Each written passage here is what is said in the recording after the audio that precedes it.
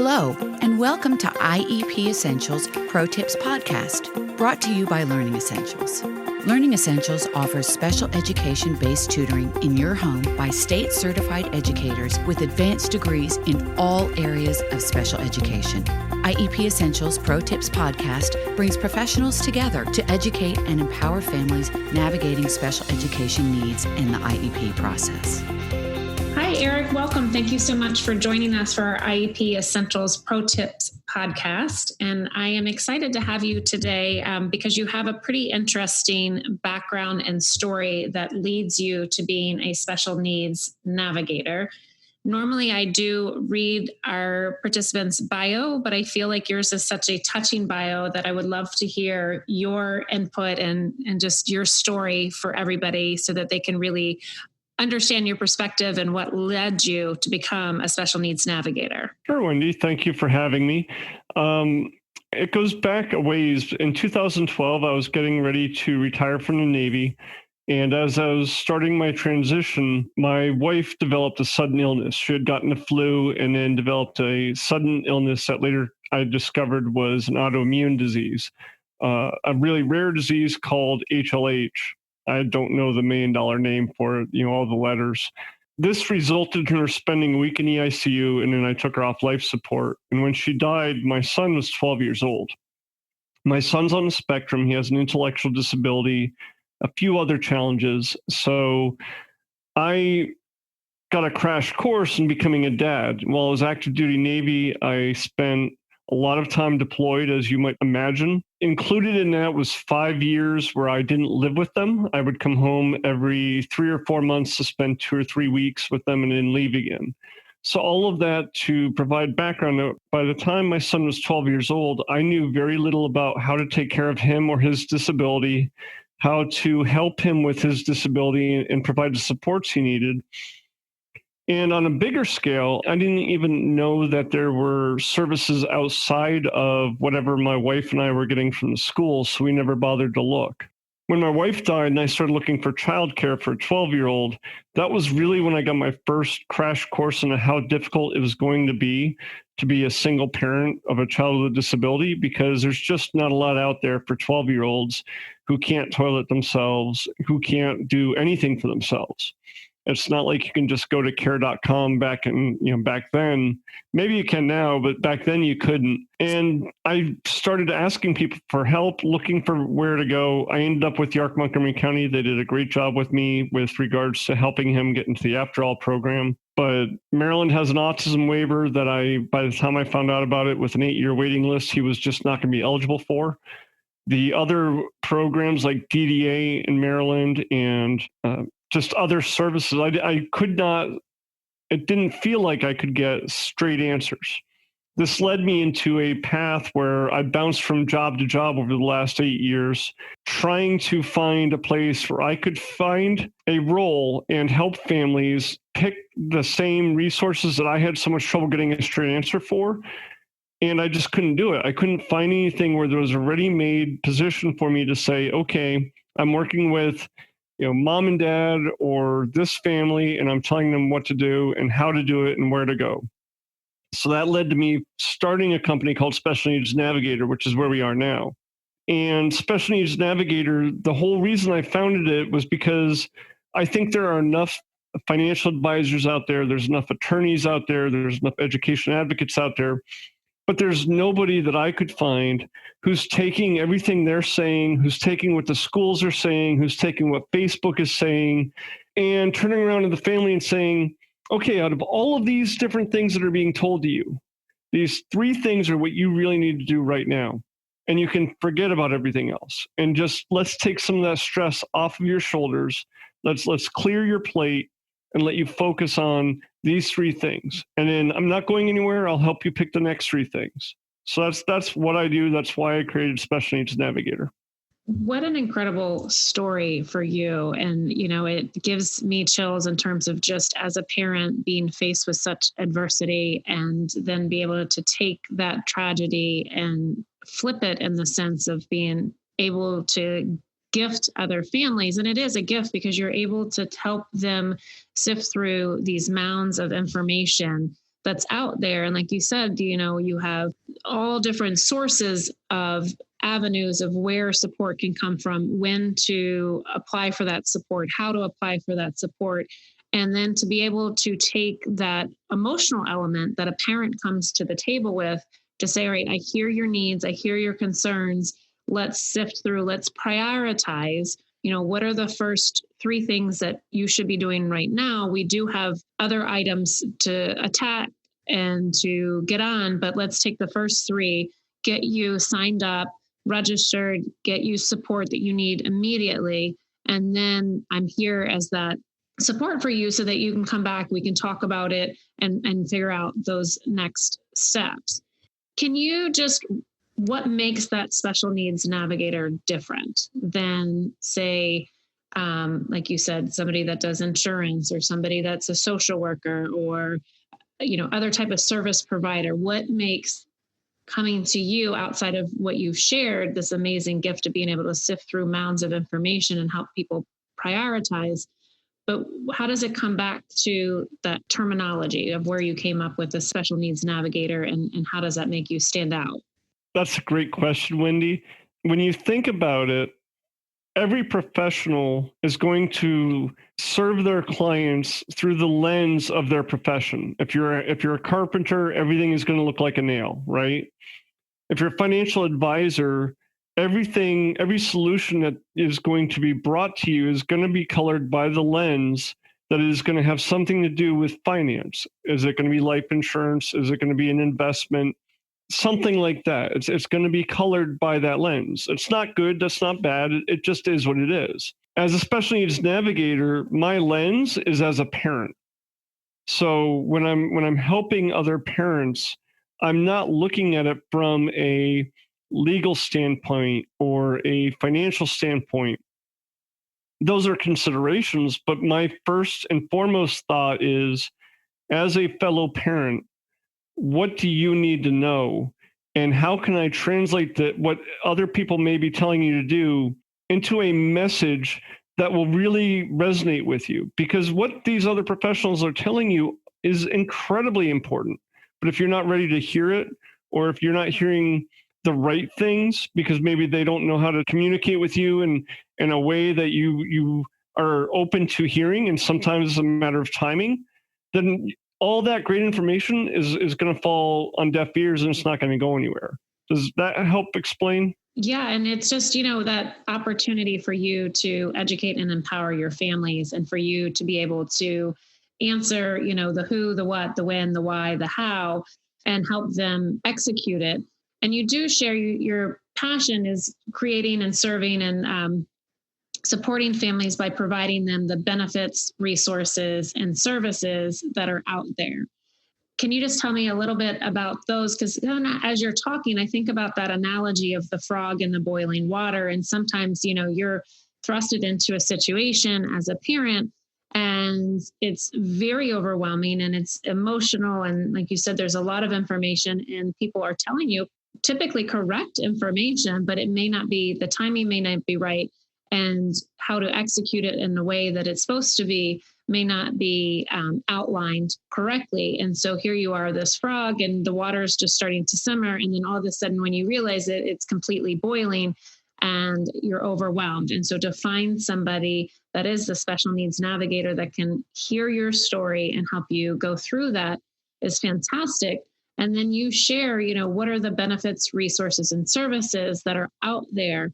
I think is that really comprehensive approach that parents really, really need so that they can truly support their child, and then in essence, their whole family system.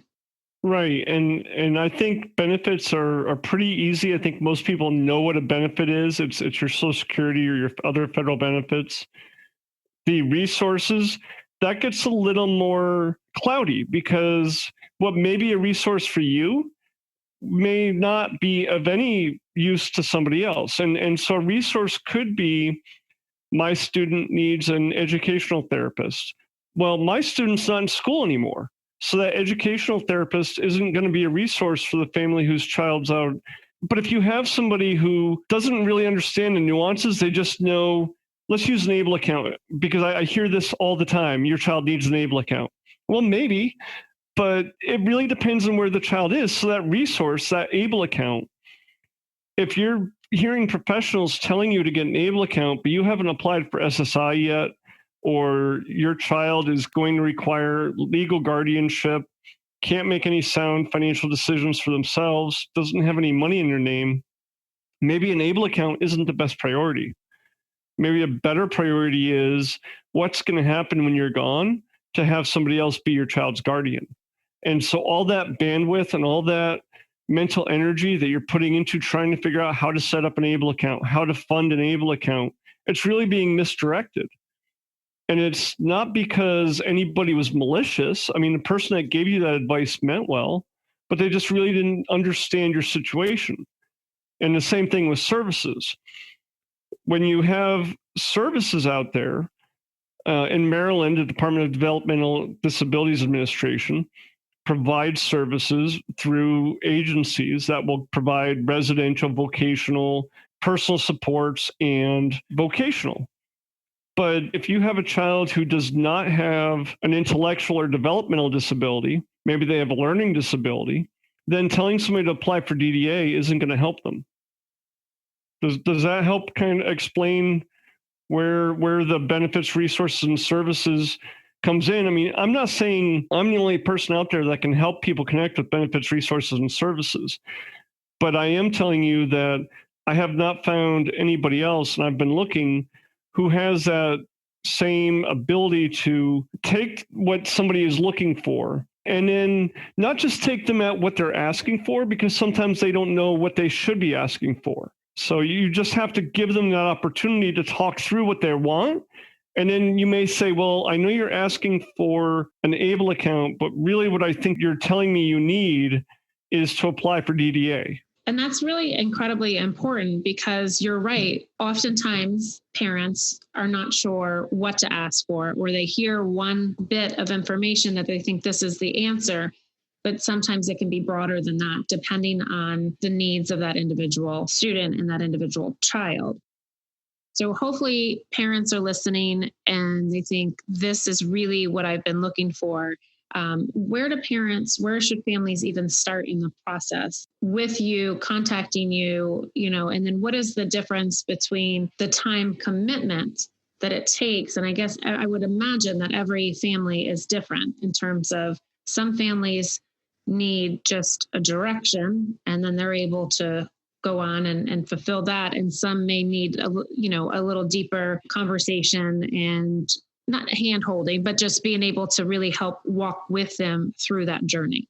Wendy, the best place to start would be either my website, which is especially it's navigator.us, or you can even go to the YouTube channel, because I'm creating a lot of content there where if people aren't ready to have a conversation with me, maybe they just want to see what types of things are out there, or they have a question about a certain benefit or something like that, they can get an idea of who I am by going to either the website or the YouTube channel. With regards to my services, I'm working with families in one of three different ways, and each way has a increasing amount of time spent with me.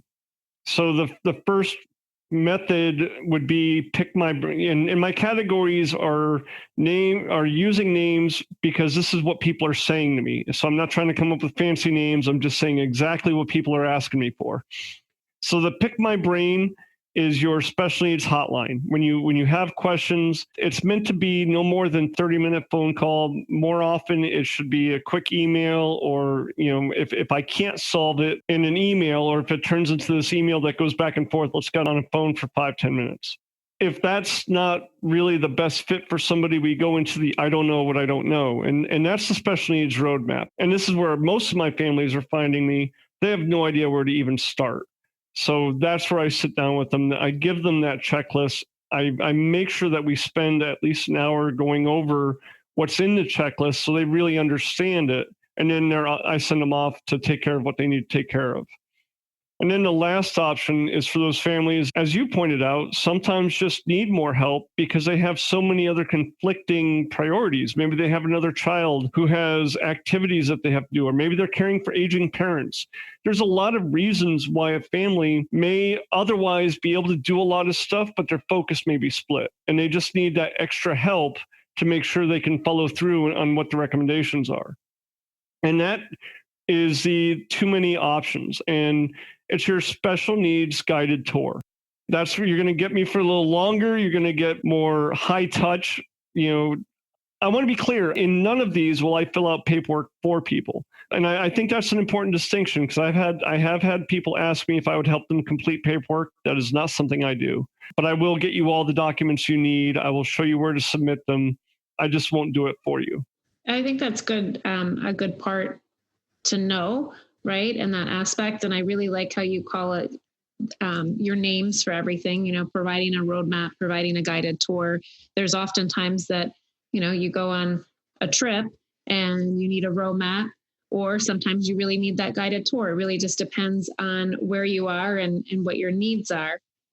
And so for parents, is there one kind of overarching suggestion that you would put out there, a little low-lying fruit that parents should be thinking of?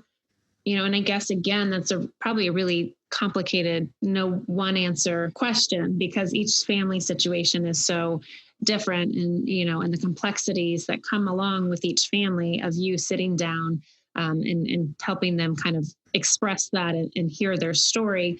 I don't know if there is one little piece of low-lying fruit, but is there something that kind of keeps coming up over and over again that you're like, I think all families should know? Yes. And it was brought home even more this year I had cancer and I beat cancer, and it reminded me yet again of my mortality, because, we all need those reminders.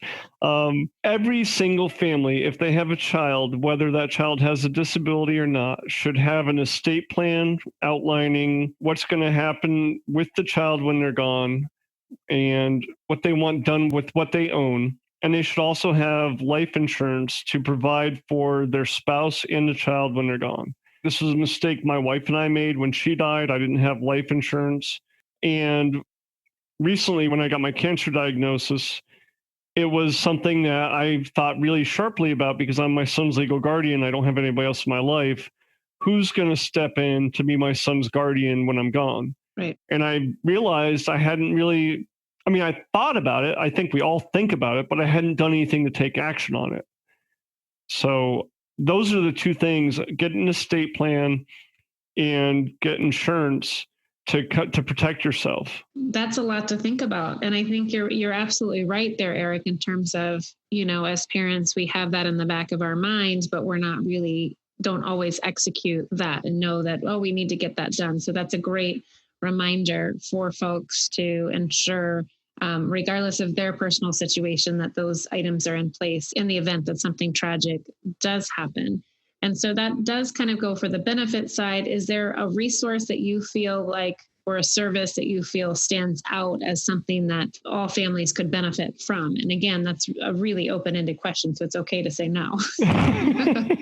Just call you and sort it all out. Wow. Yeah. Because there's so many different options depending on the diagnosis. I think what I would do is, if you have a child with a diagnosis, look for what national agency or organization has information about that diagnosis. So an example of that would be autism. You hear a lot about Autism Speaks. The ARCs around the United States are very good for people with developmental disabilities. So depending on the diagnosis, I think in most cases, you'll find a national organization that will be able to provide you with some resources. And that would be probably my starting point if you're looking for services. Perfect. So, we've kind of covered a lot of different areas. Is there anything that you want to go further into conversation about? I just really want to encourage families not to wait. I say that out loud, and then I think to myself, dude, you know how hard it is to take action, because myself, when my wife died, it still took me a year to get my estate plan done. So I totally get how difficult it is. I totally get it. Which was going to be my follow-up question, is when should families start reaching out? So the sooner the better, right? To just ensure that things aren't, and again, to kind of reiterate, the idea of having a special needs navigator is really having that person on your team that can help sift out directions to go into, things to think about.